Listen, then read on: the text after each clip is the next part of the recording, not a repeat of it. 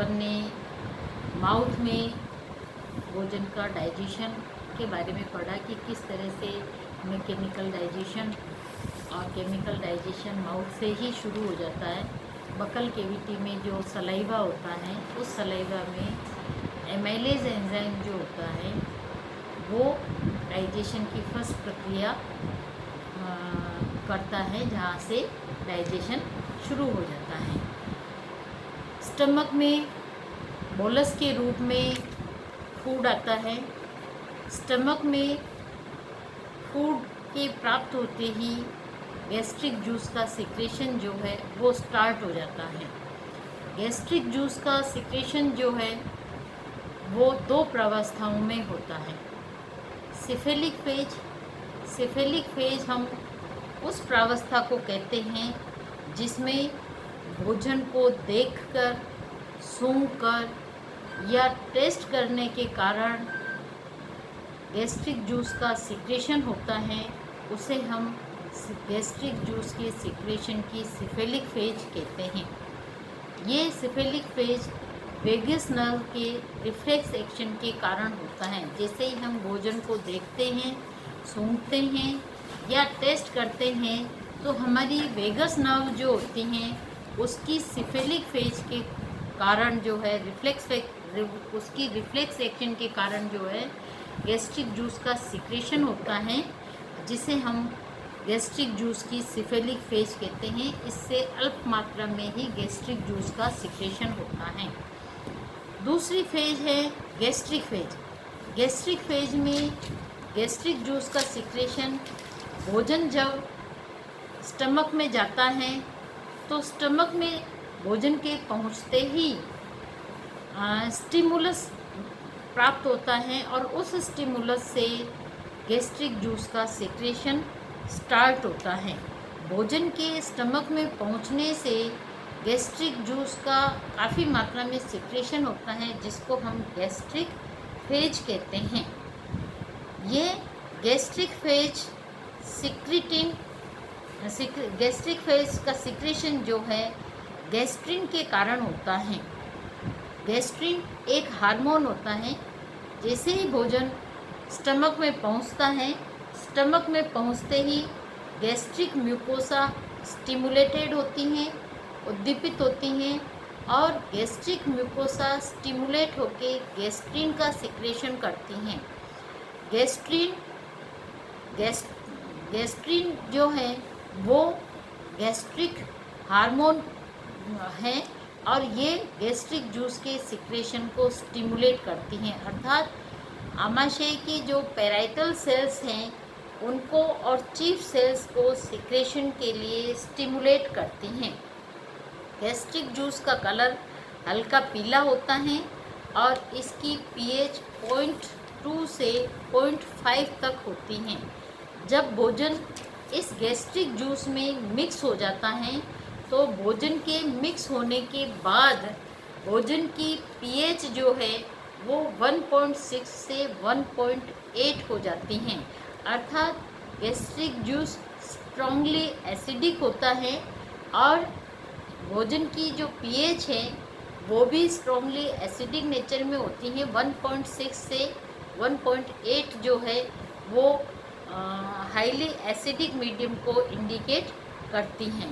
यदि 1.6 और 1.8 पीएच से इसकी पीएच कम होती हैं आमाशय में तो हम उसको हाइपोएसिडिटी कहते हैं, और यदि पीएच वैल्यू 1.6 या 1.8 से ज़्यादा होती हैं तो उसको हम हाइपर एसिडिटी कहते हैं। हाइपो एसिडिटी यानी एसिड की कम मात्रा, हाइपर एसिडिटी यानी एसिड की अधिक मात्रा।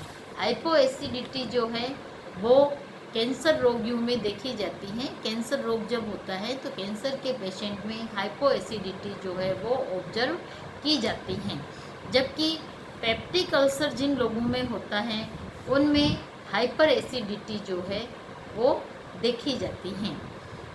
हाइपर और हाइपो एसिडिटी जो है रोग की कंडीशन में ही देखी जाती हैं। पेराइटल सेल्स जो हैं, इन पेराइटल सेल्स से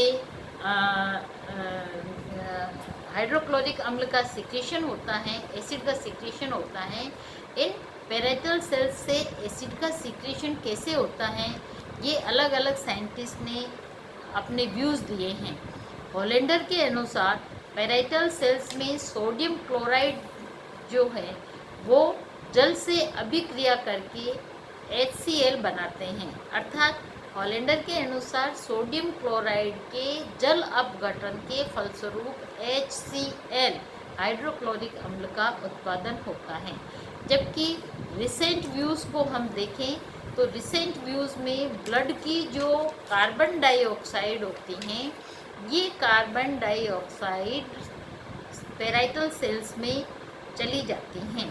पेराइटल सेल्स में जल के अपघटन के फलस्वरूप H+ और OH आयंस जो हैं वो पेराइटल सेल्स में मौजूद रहते हैं। ये OH आयंस CO2 के साथ रिएक्ट करके कार्बोनिक आयंस बनाते हैं HCO3।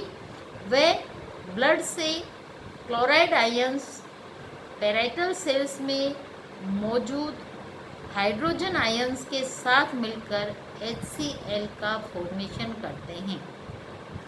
अर्थात ब्लड में सोडियम क्लोराइड का जो अपघटन हुआ उससे प्राप्त क्लोराइड आयंस पेराइटल सेल्स में जाते हैं और पेराइटल सेल्स में जल के अपघटन के फलस्वरूप प्राप्त H+ आयंस से संयोग करके HCl का फॉर्मेशन करते हैं। तो इस प्रकार पेराइटल सेल्स से हमने देखा है कि किस तरह से NaCl और जल के अपघटन के फलस्वरूप प्राप्त Cl- और H+ आयंस के संयोग करने से पेराइटल सेल्स में HCl का निर्माण होता है। HCl पेराइटल सेल्स से सीक्रेट होता है।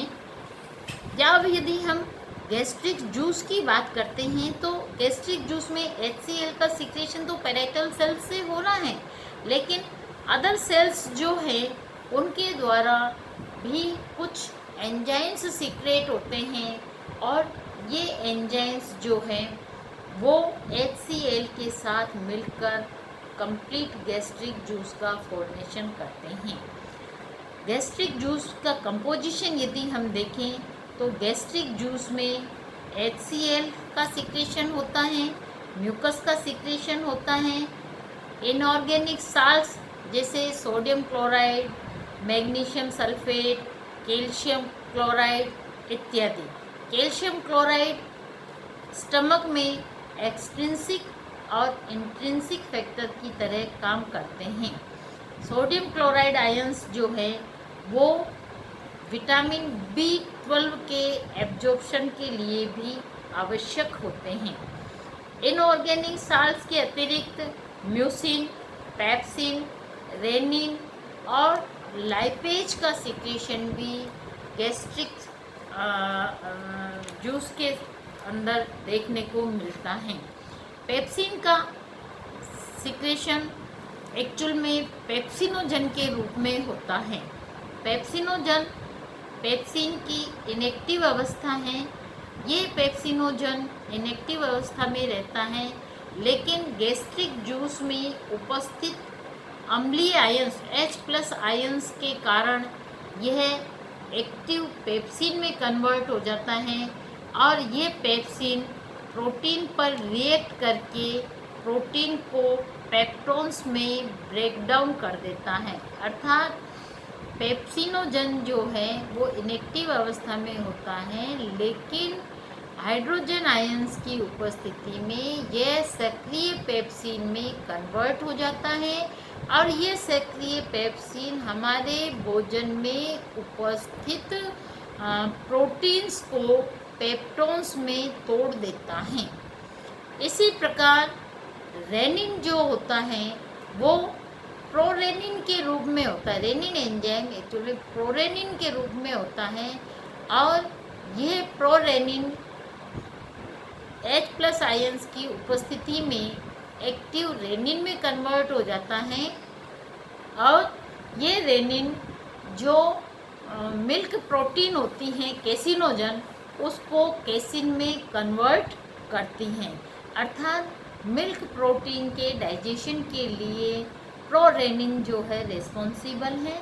प्रोरेनिन हाइड्रोजन आयंस की उपस्थिति में एक्टिव रेनिन में कन्वर्ट हो जाता है और ये एक्टिव रेनिन कैसिनोजन के ऊपर क्रिया करके उसे कैसिन में परिवर्तित कर देता है। गैस्ट्रिक लाइपेज बहुत अधिक सक्रिय नहीं होता है। गैस्ट्रिक लाइपेज एंजाइम क्षारीय माध्यम में अधिक क्रियाशील होता है, जो कि आमाशय में अम्लीय माध्यम होता है। इसलिए गैस्ट्रिक लाइपेज अम्लीय माध्यम में अल्पक्रिय होता है, अर्थात यह बहुत ही कम मात्रा में वसा का जल अपघटन कर पाता है। अर्थात स्टमक में भी गैस्ट्रिक लाइपेज की उपस्थिति के कारण फैट्स का इमल्सिफिकेशन होता है। अब हम इन गैस्ट्रिक जूस में से भोजन के डाइजेशन की बात हम करते हैं, तो हमने देखा है कि किस तरह से गैस्ट्रिक जूस के अंदर एंजाइम्स और HCl होते हैं, किस तरह से पेराइटल सेल्स से HCl का सिक्रेशन होता है और पेराइटल सेल्स से HCl का सिक्रेशन हो रहा है। और ये पेराइटल सेल्स जो है ब्लड से क्लोराइड आयंस और पेराइटल सेल्स से हाइड्रोजन आयंस के संयोग से HCl का सिक्रेशन कर पा रही हैं। और अदर ग्लैंड सेल्स जो होती हैं, इन ग्लैंड सेल्स के द्वारा गैस्ट्रिक जूस में उपस्थित एंजाइम्स पैक्सिनोजन, प्रोरेनिन और गैस्ट्रिक लाइपेज का सिक्रेशन करते हैं। इनके अलावा म्यूसिन का भी सिक्रेशन जो है इसके द्वारा होता है। रेगुलेशन यदि हम देखें तो आमाशय में ये तो केवल केमिकल डाइजेशन हुआ। इस केमिकल डाइजेशन के साथ साथ मैकेनिकल डाइजेशन भी आमाशय में होता है। इस मैकेनिकल डाइजेशन में आमाशय में काफ़ी थिक लेयर मसल्स की होती हैं और आमाशय में पेरिस्टाल्टिक मूवमेंट्स होते हैं। इन पेरिस्टाल्टिक मूवमेंट्स के कारण फूड जो है वो गैस्ट्रिक जूस के साथ लगातार मिक्सिंग की प्रक्रिया जो है चलती रहती है, जिसके फलस्वरूप जैसे जैसे भोजन आता है पेरिस्टाल्टिक मूवमेंट बढ़ जाते हैं और इन पेरिस्टाल्टिक मूवमेंट के कारण गैस्ट्रिक जूस अच्छे से हमारे अंतर्ग्रहित फूड के साथ मिक्स होता है और भोजन जो है और भी छोटे छोटे पार्टिकल्स लुगदी के रूप में टूट जाता है। आमाशय में इस भोजन की इस अवस्था को सेमी डाइजेस्टेड भोजन की अवस्था, जिसमें प्रोटीन्स का डाइजेशन हो चुका है और भोजन एक लुगदी के रूप में होता है, तो आमाशय के इस लुगदी रूपी भोजन को हम काइम कहते हैं। काइम जो है वो इसी अवस्था में डियोडिनम में पहुंचता है। पाइलोरिक स्फिंक्टर जो है वो पाइलोरिक स्फिंक्टर के खुलने से धीरे धीरे भोजन कायम अवस्था में इसके अंदर डियोडिनम में प्रवेश करता है। जब भोजन का डाइजेशन स्टमक में कंप्लीट हो जाता है, तो जैसे ही कंप्लीट होता है डियोडिनम से एपिगैस्ट्रिन का सिक्रेशन होता है। एपिगैस्ट्रिन का सिक्रेशन एक्चुअल में जो भोजन कायम अवस्था में डियोडिनम में पहुंच रहा है, उस डियोडिनम में पहुंचने वाले कायम में उपस्थित फैट के कारण जो है एपिगैस्ट्रिन का सिक्रेशन होता है। एपिगैस्ट्रिन का सिक्रेशन जैसे ही होता है, एपिगैस्ट्रिन गैस्ट्रिन के सिक्रेशन को इनहिबिट करता है, जिसके फलस्वरूप गैस्ट्रिन जो है उसका सिक्रेशन इनहिबिट हो जाता है। गैस्ट्रिन के इनहिबिशन के कारण गैस्ट्रिक जूस का सिक्रेशन स्टॉप हो जाता है और भोजन जो है कायम अवस्था से डियोडिनम में जाता है और अब आमाशय में भोजन का जो पाचन है वो रुक जाता है। अब नेक्स्ट डाइजेशन जो है डियोडिनम में होगा।